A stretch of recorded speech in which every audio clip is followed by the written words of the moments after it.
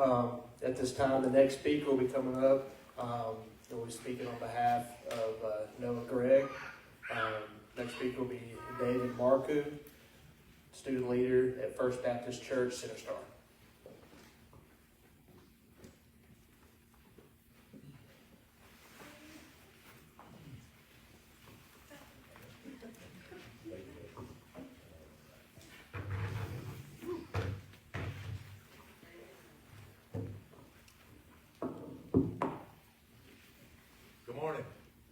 Everybody hear me okay?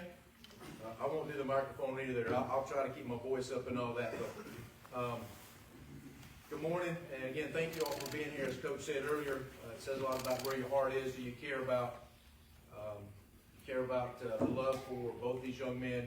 You've heard already some of the great accomplishments they've made and everything. So thank you again for being here to show your support for them. I know they appreciate that. So I just want to start off a little about Noah.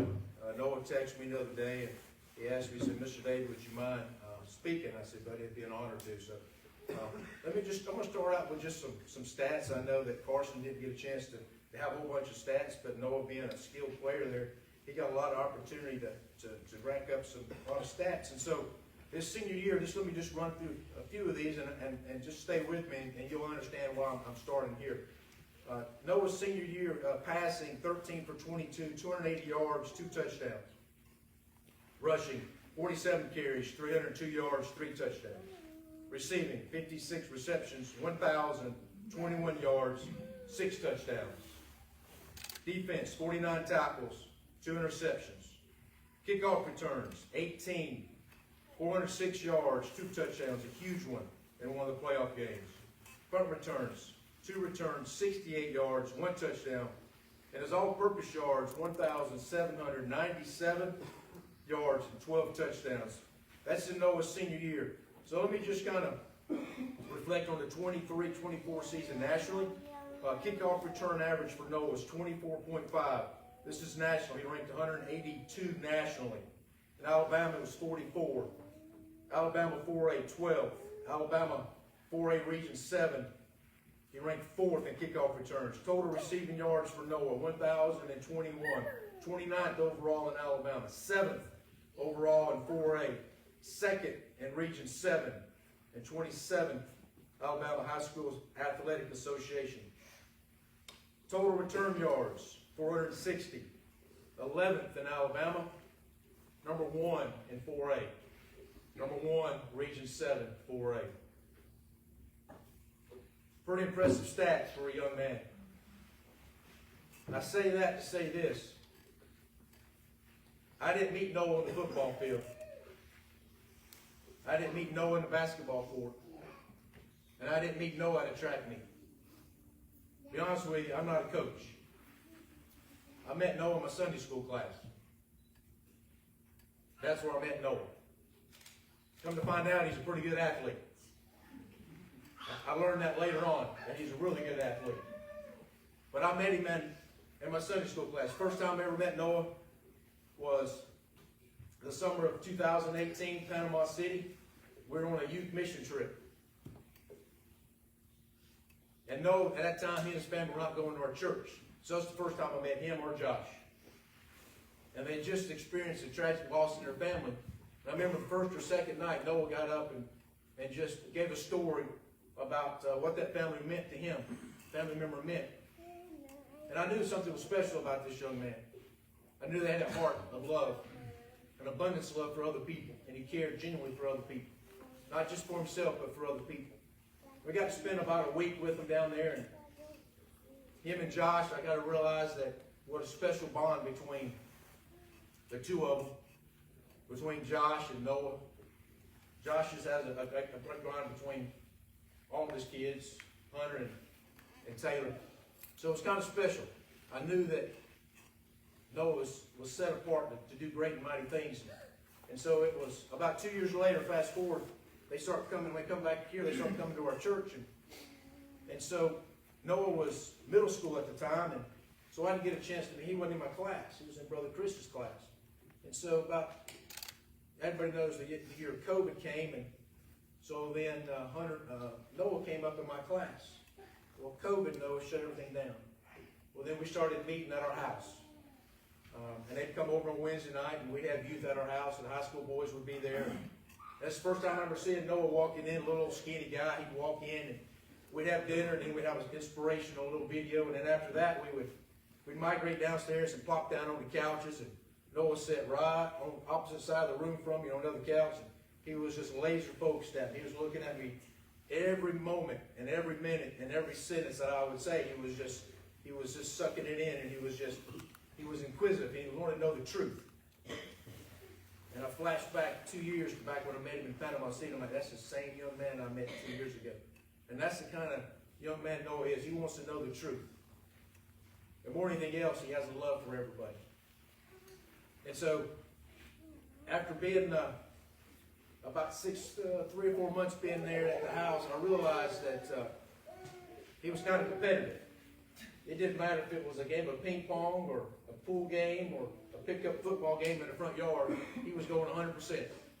He wanted to win. It didn't matter. He was wanting to win. Very competitive. Well, then I got the opportunity to go watch him play on the football field come Friday night. And then I realized he was a pretty good football player. Then I got to see him on the basketball court. I'm like, that dude can dunk. Then I got to see him, little beanpole guy, chunk a javelin a half a mile. And I'm like, this guy's got skill. But the most important thing that I remember about him was his love for other people. That's what I remember about Noah. He happens to be a great athlete.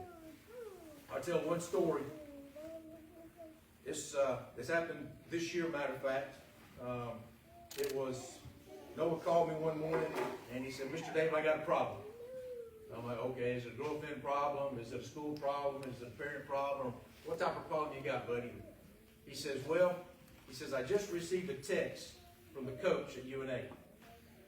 And I'm like, okay. He says, well, they've invited me on an official campus visit to go view the campus, view the facilities, and then go to the home football game. And I'm like, congratulations, buddy. That's what you've been working for. He goes,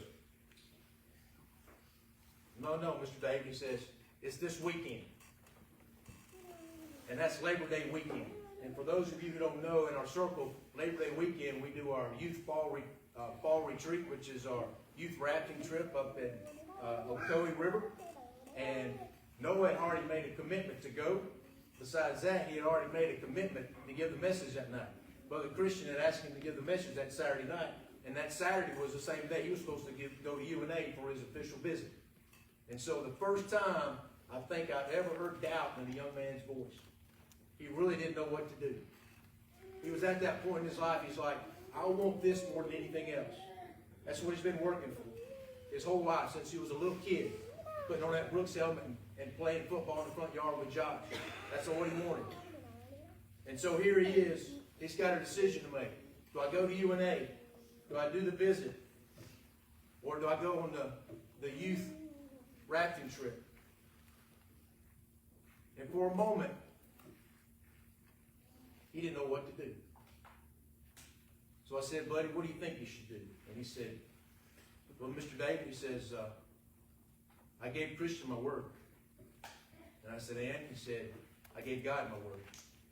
And I said, what does that mean? He said, well, he says, I know if I put God first, everything else will fall into place. And I said, buddy, I think you just answered your question. And I said, I'll see you Saturday morning.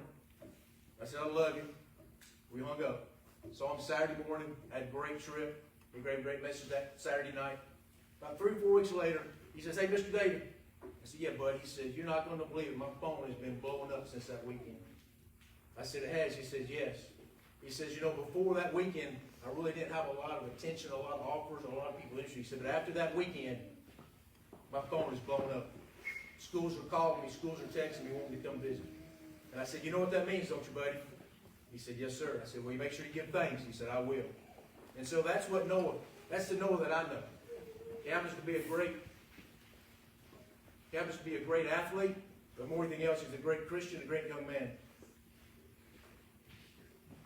Noah just doesn't care about your physical well-being. He cares more than anything else about your spiritual well-being. Guys, are we okay over there? Y'all okay, Brenda?